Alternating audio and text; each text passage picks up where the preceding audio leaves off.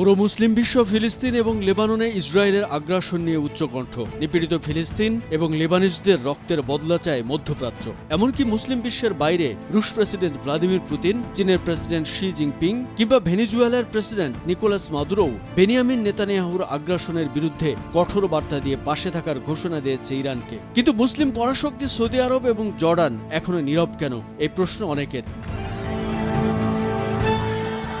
আমরা জানি আরব বিশ্বের প্রধান দুই প্রতিদ্বন্দ্বী দেশ সৌদি আরব এবং ইরান। আঞ্চলিক প্রভাব বিস্তার নিয়ে দুদেশই সমান তৎপর। দেশ দুটোর মধ্যে বৈরিতার ইতিহাস বহু পুরনো। পুরো অঞ্চল জুড়েই আছে ইরানের প্রক্সি বাহিনী, যেটি মানতে নারাজ রিয়াদ। ইরানের শক্তি মানতে না পেরে সৌদির অভিযোগ, তেহরান আঞ্চলিকভাবে বিভিন্ন স্থানে ছড়িয়ে ছিটিয়ে থাকা সন্ত্রাসীদের পৃষ্ঠপোষক। নানা কারণে সরাসরি যুদ্ধ না হলেও দুদেশের মধ্যে ছায়াযুদ্ধ চলছে বছরের পর বছর।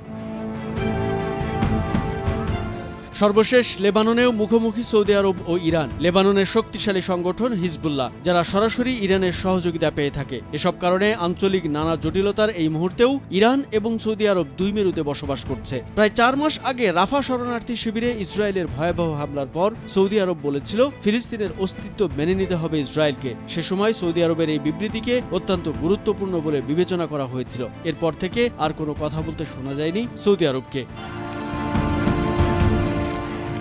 অন্যদিকে সৌদি আরবের সাথে মুসলিম দেশ হয়েও একই পথে হাঁটছে জর্ডানও। ইসরায়েল ইরানের এই উত্তেজনা নিয়ে রীতিমতো মহাবিপত্তিতে আছে দেশটি। ভৌগোলিকভাবে জর্ডানের অবস্থান এমন অবস্থায় রয়েছে যে ইরান ইসরায়েলের মধ্যে যুদ্ধ শুরু হলে তার সবচেয়ে বড় প্রভাব পড়বে জর্ডানের উপর। আবার পশ্চিমাদের সাথে জর্ডানের রাজতন্ত্রেরও বেশ ভালো সম্পর্ক। গত 25 বছর ধরে জর্ডানের বাদশা রয়েছে দ্বিতীয় আব্দুল্লাহ। পর্দার আড়ালে জর্ডানের সাথে ইসরায়েলের সম্পর্কও একেবারে খারাপ নয়। সেখানে আছে বিপুল সংখ্যক ফিলিস্তিনি শরণার্থীও।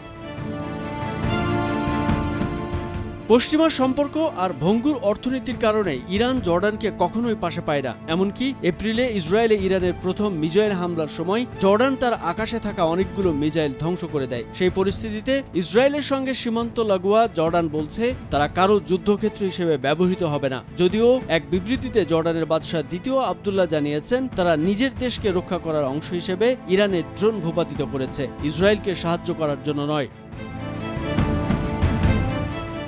অন্যদিকে ফিলিস্তিন সীমান্তবর্তী সত্ত্বেও নিপীড়িত মুসলিমদের নিয়ে সরাসরি কখনোই কথা বলতে দেখা যায় না ঘুমন্ত দৈত্যখ্যাত মিশরকে। যদিও সম্প্রতি তুরস্কের সাথে মিশরের সম্পর্ক বরফ গলেছে। প্রেসিডেন্ট আবদেল ফাত্তাহ আল সিসির তুরস্ক সফরের পর ফিলিস্তিন ইস্যুতে কিছুটা তৎপর দেখা গেছে মিশরের। সীমান্তে দেখা গেছে তাদের সৈন্য সমাবেশও। কামরুজ্জামান আরিফ, ভোরের কাগজ।